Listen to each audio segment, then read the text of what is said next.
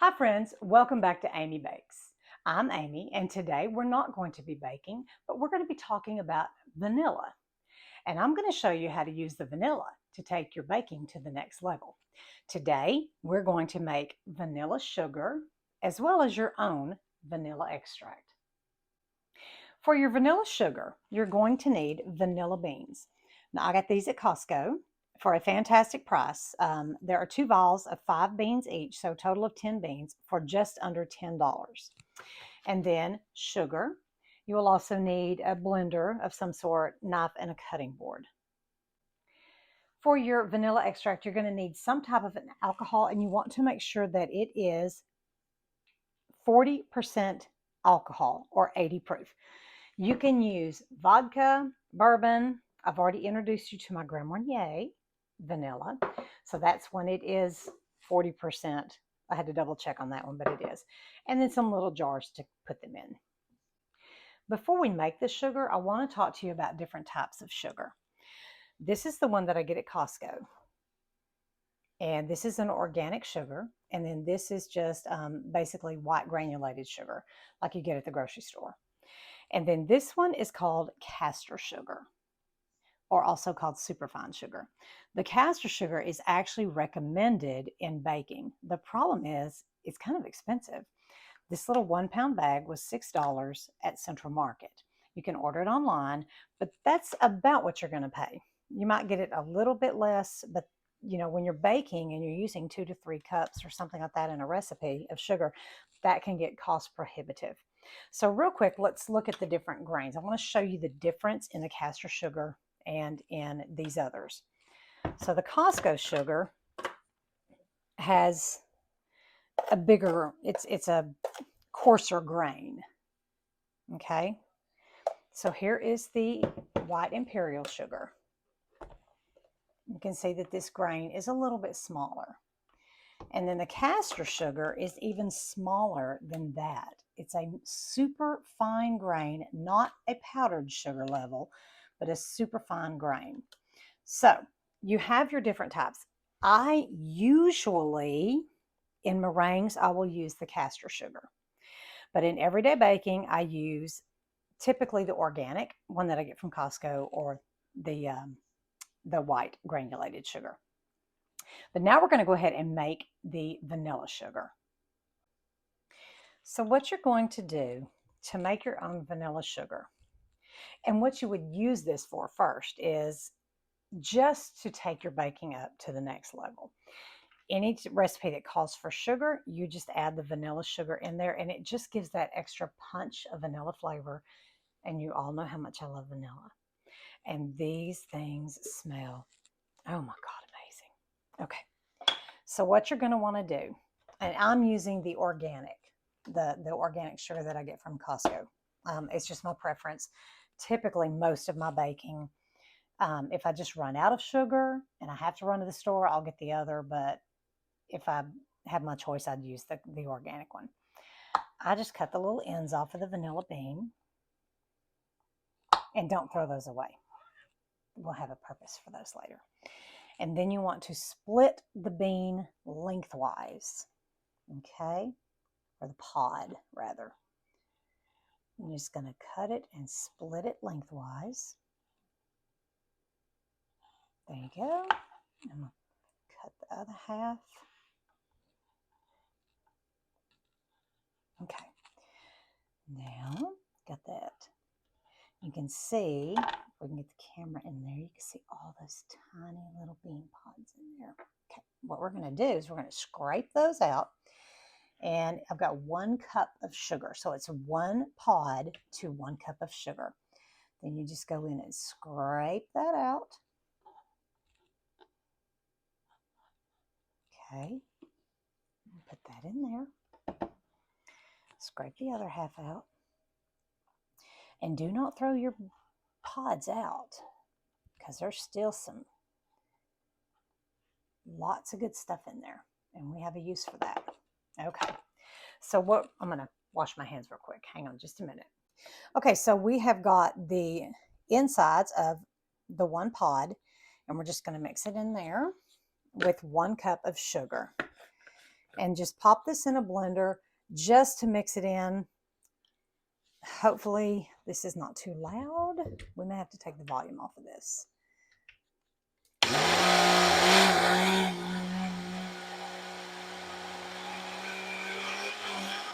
it. Look at that.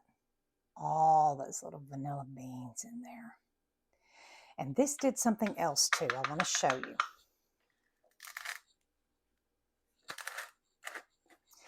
This has changed, by blending it, it has changed the consistency of the sugar to where it is more like the castor sugar. So not only do you have the benefit of this fantastic vanilla sugar, you've also got the baking benefit of castor sugar. And I'm going to dump this in here.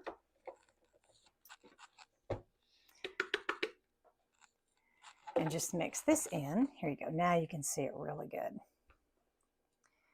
And this sugar, oh, by the way, I take the bean pods here and just stick them in here. And that just helps get even more of that vanilla flavor in there and get all those great little beans out and into your sugar. This particular vanilla sugar is going to be used in a vanilla cake that I'm about to make for a friend of mine. And what you can do is just stir that up ever so often, or just come in here and just give it a good shake. That just helps get those vanilla beans mixed into that sugar. And when you're ready for it, it is ready for you. So some of the things that you can do with vanilla sugar. It's great for pies, cakes, cookies, excellent for meringues, sweetened tea with, especially hot tea. You can give it as a gift, which that's what I'm doing with this little jar right here.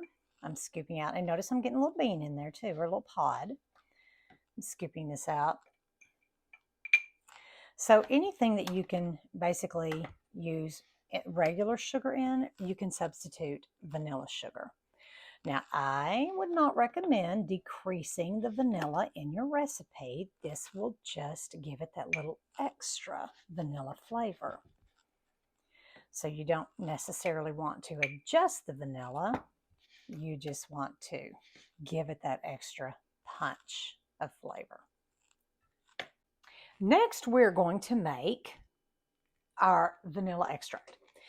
I have already introduced you to my Grand Marnier extract, and I put this in the vanilla pudding recipe. This one has actually, if you can see in there, hopefully the camera can pick it up. You can see the beans in there, or the pods. This one has been sitting for, I guess we've been using this one for 2 to 3 years now, so it's kind of an older one. Another alcohol that you can use, I'm going to use for today, I'm going to use the bourbon whiskey. Any alcohol that is 40% alcohol volume will work. You can also use vodka. And they say that the cheapest vodka is the best vodka. But my problem is vodka gives me the worst headache. I don't know what it is about it, but I can't do vodka. And so I have decided to give the bourbon a try and see if that one works. I love my Grand Marnier, but sometimes I think the orange flavor in the Grand Marnier does overpower the vanilla a little bit. So we're going to try it with a different whiskey today. When you make this, you want to sit this, just put it up in the cabinet and shake it ever so often. It needs to sit for a minimum of 6 months before you use it. So you do want to date it. So for this, what we're going to do is we're just going to cut these beans. We're going to go ahead and split them, but I'm going to go ahead and cut the little ends off. It just makes it easier to split. And then you take these little ends and you can just put them in your, jars. So what we're going to do is we're going to split these beans. You're not going to scrape the centers out on these though. You're going to split them, and I would cut them to fit in the jars. I'm going to cut these in thirds. It takes about 4 vanilla beans for 8 ounces of alcohol. So keep that in mind when you're purchasing your beans. And these little jars that I'm using are 4-ounce jars. These are going to be as gifts. So if I were doing this in a bottle like this, you need to do the math, but you're going to need a lot of vanilla beans. There we go.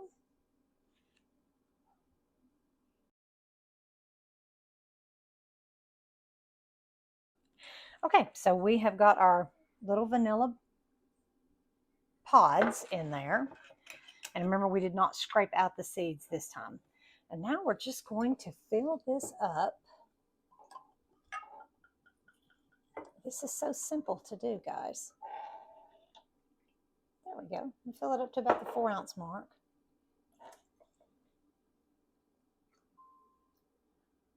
Ooh, that smells very different from Grand Marnier. Now we're going to put the little lid on there. Aren't these little jars so cute? Make sure it's on there good and tight because we're going to want to shake this up.